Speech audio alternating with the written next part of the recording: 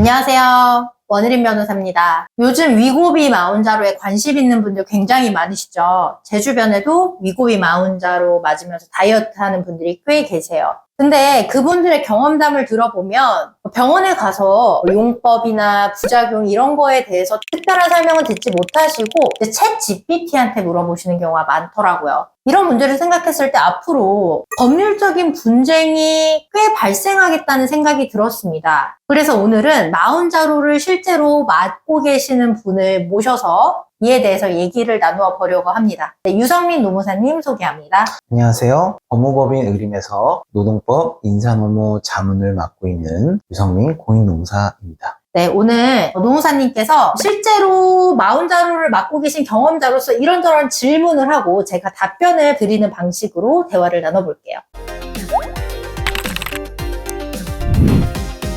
네, 이제 보시면 아시겠지만 저는 BMI가 30 넘습니다. BMI가 32라서 편하게 처방을 받았는데 사실 BMI 32라서 BMI 30 넘으면 처방된다라고 처방 받으면 기준에 맞게 처방 받았으니까 그 이후에 의료사고나 이런 게 발생해도 병원은 나중에 투약 기준 지켰으니까 아무런 책임이 없나요? 투약 허용 범위 내에 들어오는 거랑 병원의 책임은 별개의 문제입니다. 환자의 상태를 확인했는지, 금기사항에 대해서 설명을 했는지, 그 다음에 용법에 대해서 구체적으로 알려줬는지, 부작용이 발생했을 때 사후 관리는 적절하게 이루어졌는지 등을 종합적으로 검토를 해서 실제로 허용 범위 내에 들어오는 환자에 대해서 처방을 했더라도 의료기관의 책임이 있는지 없는지 판단하게 되는 거죠. 저한테 설명해 주신 의사 선생님은 그래도 좀 자세히 설명을 해주시더라고요. 췌장염은 본인이 생각하기에 부작용으로 본 적이 없다라든가 담낭염은 약물의 효과가 아니라 살을 빼면서 당연히 나오는 부수적인 작용이다. 자세하게 설명을 해주셨는데 아닌 데들도 꽤 많더라고요. 그래서 한번 말씀을 드렸어요. 굉장히 자세히 설명해 주시는 병원에 가셔서 다행이라는 생각이 듭니다. 그래서 요즘에 사실은 설명을 잘 해주는 것도 잘 해주는 건데 스레드나 트위터, 그러니까 X죠. 그런 거 보면은 위고비나 마운자로 부작용 때문에 고통받는다. 그래서 보면은 BMI가 23, BMI 24. 제 입장에서 보면은 훨씬 날씬하신 분들. 그런 사람들이 이제 처방을 받았어요. 그럼 그거는 환자 책임인가요? 의사 책임인가요? 그러니까 허용 밖의 범위의 대상한테 처방을 했다고 무조건 의사 책임이라고 보지는 않고요. 다만 이제 의학적인 필요성이 적은 환자한테 처방을 했을 경우에는 아무래도 그 처방을 왜 하였는지, 그리고 처방하면서 어떻게 설명하였는지, 그 다음에 그 처방 당시에 처방 이유와 설명 의무 준수 여부에 대해서 확인할 수 있는 기록이 정확히 남아있는지, 이런 것들이 좀 더 중요해지게 되겠죠. 제가 국회 출신이다 보니 국회 상임위에서 이제 자료 요구나 이런 걸 하다 보면 식약처에서 의사 면허 자격정지 이런 기준 같은 거를 주시는데 그 중에 하나가 아무것도 안 따져보고 그냥 환자가 원하는 대로 영업을 위해서 했을 경우, 이런 경우가 누적됐을 때 면허 자격정지 1개월 이런 경우도 기준으로 있긴 하더라고요. 근데 생각보다 굉장히 느슨하네요. 네. 아, 느슨한 건가요? 네. 그러니까 여러 번 누적됐을 때 자격정지 1개월인 거잖아요. 그렇죠. 네. 근데 이게 의사분들 입장에서는 사실 조금 리스키하긴 하죠. 환자가 원하는 대로 해줬는데 또 이렇게 된 거니까. 그렇죠. 그래서 더더욱 의사들 입장에서는 기록을 굉장히 정확하게 남기시는 게 중요할 것 같아요. 이따가도 말씀을 드리겠지만 사전 동의서도 받아놓으시고 그 동의서의 항목이 어느 정도 좀 구체적이어야 되고요. 동의서에 서명을 받으실 때도 좀 중요 항목에 대해서 정확히 설명해 주시는 게 중요합니다. 보통 병원에서 저도 공장처럼 운영되는 걸 보고 좀 깜짝 놀랐는데 1분? 2분? 정말 되게 짧은 시간에 그냥 나오시기도 하더라고요. 그럼 환자는 너무 편한데 불안한 감이 있거든요. 그렇죠. 너무 편해도 불안할 수 있죠. 그럼 이제 궁금하신 게 진료가 짧으면 바로 의료과실이 인정이 될까? 이게 의료과실 여부를 결정짓는 아주 결정적인 요소일까? 이런 게 궁금하실 것 같은데 그런 건 아니고요. 기왕증이 있었는지, 그 다음에 과거에 췌장염이나 담낭 질환이 있었는지, 그 다음에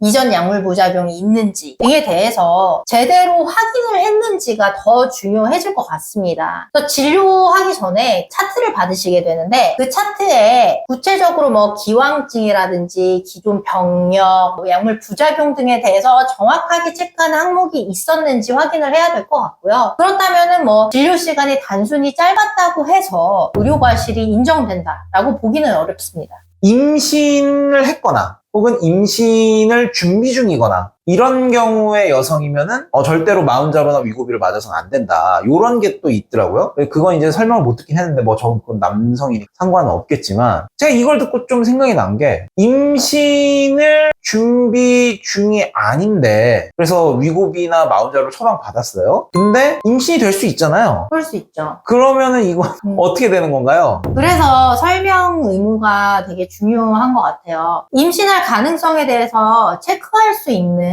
체크란이 있었는지 좀 확인을 해야 될 것 같고요. 거기에 본인이 임신 가능성이 없다라고 체크를 했으면 아무래도 환자 과실이 인정될 가능성이 높아지겠죠. 그리고 더해서 병원 입장에서는 좀 더 만전을 기한다면 여성이고 가임기 여성이라면 임신 가능성이 없다고 체크했더라도 임신 가능성이 있는 사람에게 이 약물을 투여했을 때 어떤 부작용이 발생할 수 있는지에 대해서 간단하게라도 좀 짚고 넘어간다면 병원 입장에서 확실히 과실이 인정될 가능성이 확 줄어들게 되겠죠. 그러니까 어쨌든 설명 의무는 더 구체적으로 이행하면 이행할수록 병원 입장에 유리하게 됩니다. 그렇군요. 제가 또 궁금한 게 마흔자로는 그럴 일은 없지만 위고비는 사실 주사 하나 가지고 3번인가 4번 나눠서 맞잖아요. 한 주사 가지고 한 사람이 이제 3번, 4번 이렇게 나눠 맞는 거는 뭐 그렇다 치는데 이걸 이제 아무래도 비용이 비싸다 보니까 2명, 3명 혹은 4명이 이걸 나눠서 맞는 그런 경우에는 사실 상식적으로 봐도 굉장히 위험하긴 한데 이런 경우에는 의료사고가 발생했을 때 아무래도 환자의 책임이 크겠죠? 일단은 병원에서 사전에 그 용법에 대해서 좀 구체적으로 설명했는지 살펴보게 될 것 같고요. 그리고 그런 행위 때문에 부작용이 발생한 다음에 병원에 찾아왔을 때 사후 대처를 좀 적절하게 했는지 이런 것들을 살펴보게 될 것 같습니다.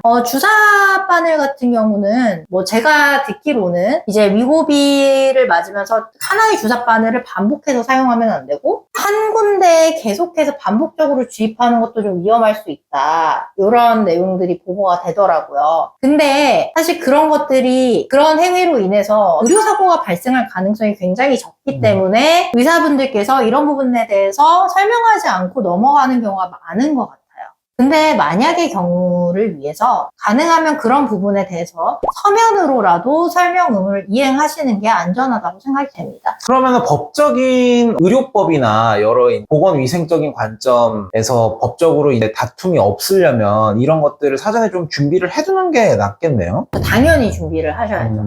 그래서 지금 이미 뭐 대부분의 병원에서 사전 동의서 체크나 아니면 진료 차트 기록 이런 것들이 결국에는 병원의 설명 의무 이행에 대해서 입증하기 위한 자료로 쓰이게 되는 거거든요. 단순히 근데 동의서, 진료 차트 이런 것들을 남겨놓는 것이 중요한 게 아니고 그것이 얼마나 구체적이고 체계적인지가 중요할 것 같고요. 병원 진료실 내에서 구두로 설명하는 사항들에 대해서도 기록을 남겨놓아야 나중에 병원 측에서도 리스크에 대응하기가 훨씬 수월해질 겁니다. 뭐 결국에는 모든 사건이 노동법도 그렇지만 이 병원이나 의원 관련해서도 뭐 기록이 제일 중요하군요. 그렇죠. 그러면은 이 동의서에 사인하면 그럼 무조건 환자 책임인가요? 그런 건 아니고요. 사실 동의서 꼼꼼히 다 읽는 사람이 얼마나 되겠어요. 그리고 병원도 굉장히 바쁘게 돌아가니까 빨리 이거를 체크해야 될 무언의 압박을 받는단 말이에요. 여기 사인하시면 돼요 하고 형광펜 이렇게 하고 그냥 사인하고 끝났어요. 그렇죠. 사실. 보통 그렇죠. 네. 그래서 우리가 이제 보험계약 관련해서도 보통 중요하다고 여겨지는 게 보험사의 설명 의무거든요. 근데 그 설명 의무가 모든 조항을 못 설명하냐? 그건 아니에요. 계약의 어떤 중요사항 이거는 고객 입장에서 간과하기 매우 쉬운데 이거를 몰랐을 때 굉장히 어떤 큰 부작용이나 문제가 생길 수 있다 이런 조항이 있잖아요. 이런 거에 대해서는 다 구두로 한 번씩 설명을 하고 짚어줘야 됩니다. 병원도 마찬가지예요. 동의서에 반드시 환자에게 설명해야 할 중요 항목을 놓치지 않고 구두로 설명하는 거. 이 부분이 중요할 것 같습니다. 저는 뭐 이제 2.5mg으로 시작을 하긴 했는데 이거를 제 마음대로 의사 선생님한테 마흔자로 5 맞고 싶다, 7 맞고 싶다 이렇게 해서 제 마음대로 증량해도 되나요? 그러면은 법적 책임은 의사님한테 말씀하시고 상의하고 증량하는 게 아니고. 얘기는 하겠죠. 네. 예. 얘기는 했는데 그냥 의사 선생님이 그냥 제가 하자고 하니까 의사 선생님이 처음에 막 뭐라고 하려고 하다가 제가 그냥 그냥 좀 달라. 나 좀 빨리 좀 빼고 싶다. 그래서 바로 5로 시작했어요. 근데 그런 경우에 좀 부작용이 있을 수 있잖아요. 그러면은 의사 책임인가요? 환자 책임인가요? 이것도 여러 가지 정황에 대해서 살펴보고 판단을 하게 될 텐데, 환자가 증량하고 싶습니다. 그냥 더 주세요. 라고 했는데 의사가 네 알겠습니다 하고 줬으면은 아무래도 의사의 과실이 좀 크게 판단될 가능성이 높겠죠. 하지만 그렇게 했을 때 의사가 근데 그렇게 했을 때 이러이러한 좀 부작용이 생길 수 있습니다. 라고 부작용 가능성에 대해서 구체적으로 설명을 했는데도 불구하고 환자가 지속적으로 강하게 요구를 해서 그러면 이 부분에 대해서 정확히 숙지하시고 증량은 해드릴 텐데 뭔가 문제가 생기면 바로 병원에 오세요. 이 정도까지 설명을 했다. 그러면은 환자의 과실이 더 크다고 판단될 가능성이 높겠죠. 근데 그러면은 그 상황에 대해서 우리가 어떻게 알 수 있냐? 그것도 다 모두 기록을 보고 알 수 있는 거니까 병원 입장이든 환자 입장이든 기록을 남겨두시는 게 굉장히 중요합니다. 그 다음에 아무래도 위고비가 좀 더 심한 부작용이 있다고 듣긴 했는데 이제 위고비나 마흔자로 했을 때 이제 심한 오심, 복통, 구토 뭐 이런 게 있어서 병원에 연락을 했는데 병원에서 그 약 원래 그런 약이에요. 이렇게 의사 선생님까지 가지 않고 전화 받으신 분 선에서 이렇게 딸깍하고 끝났어요. 근데 이것이 그냥 복통이나 좀 메스꺼움으로 끝나면 상관이 없는데 이게 또 심화될 수도 있잖아요. 운이 안 좋은 경우에. 이런 경우에는 어떻게 되나요? 병원의 책임이 인정될 가능성이 있어요. 의사가 얘기한 게 아니고 직원이 얘기했다고 해도 그 직원은 병원에 소속된 직원이기 때문에 지도 감독할 책임이 있는 병원의 책임이 인정될 가능성이 있습니다. 그래서 병원 입장에서는 관련된 매뉴얼을 구축하고 그것들을 직원들에게 좀 정확히 교육시키는 게 중요하다고 볼 수 있습니다. 그 매뉴얼 같은 거에 사전에 숙지를 하고 이거에 대한 법적 위험성이나 이런 것도 뭐 숙지를 시켜야겠네요, 그러면. 그렇죠. 그러면은 병원에서 이제 처방을 받았어요. 저 같은 경우에도 이제 마흔자로나 이런 거를 할 때 최소 한 4주 동안은 술을 삼가해 달라라고 얘기를 하더라고요. 왜냐면 술이 뭐 췌장 수용체를 자극해서 뭐 안 좋을 수 있다 뭐 이런 얘기를 들어가지고 이제 제 주변에 보면 이긴자로라고 해서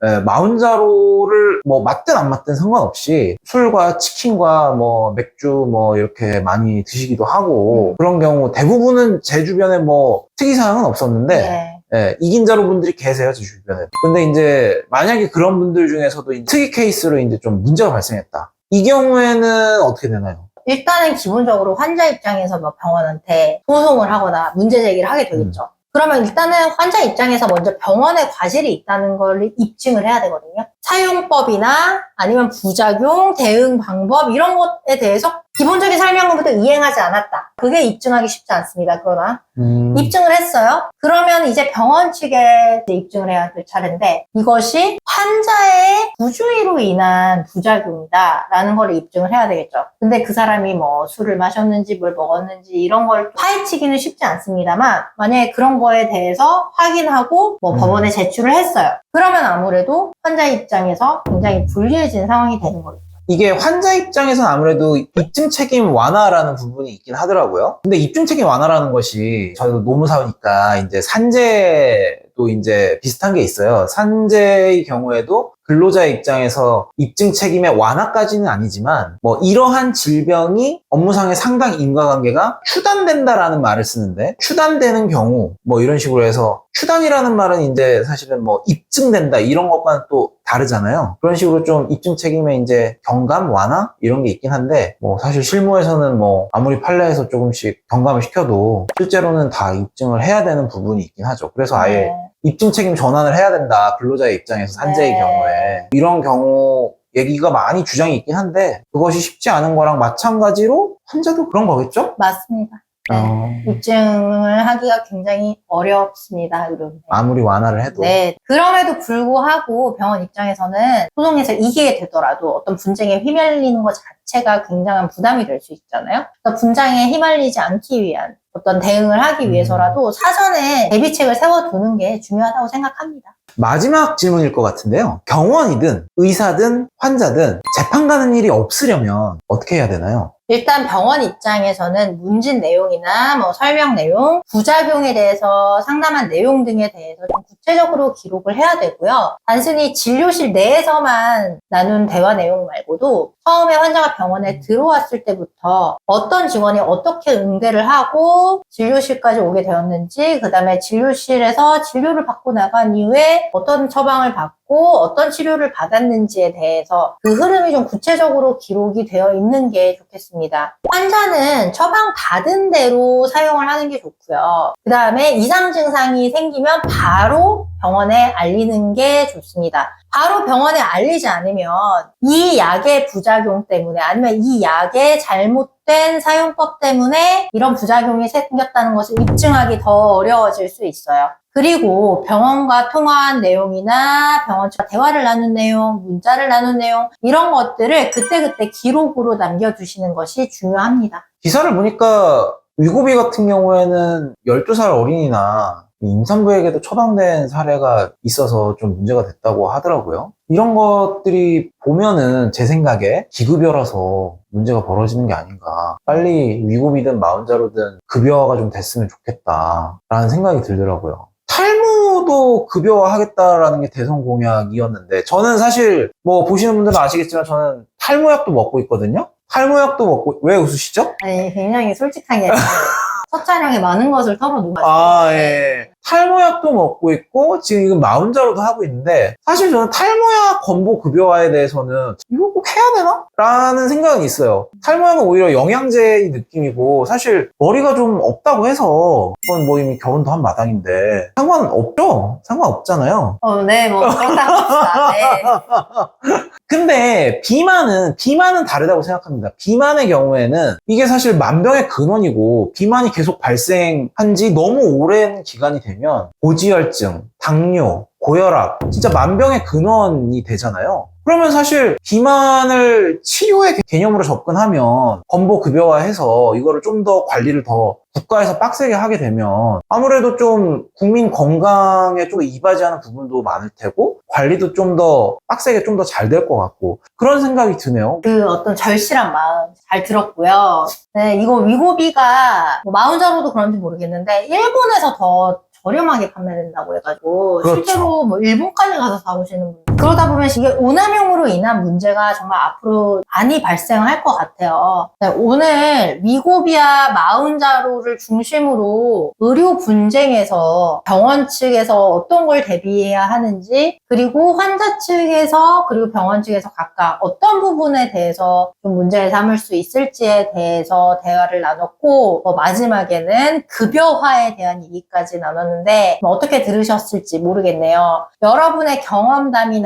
질문을 댓글로 남겨주시면 저희가 성심성의껏 답변 드리도록 하겠습니다. 네, 오늘 컨텐츠가 좋으셨다면 구독과 좋아요, 하이프 부탁드립니다. 알림 설정까지 부탁드립니다. 감사합니다.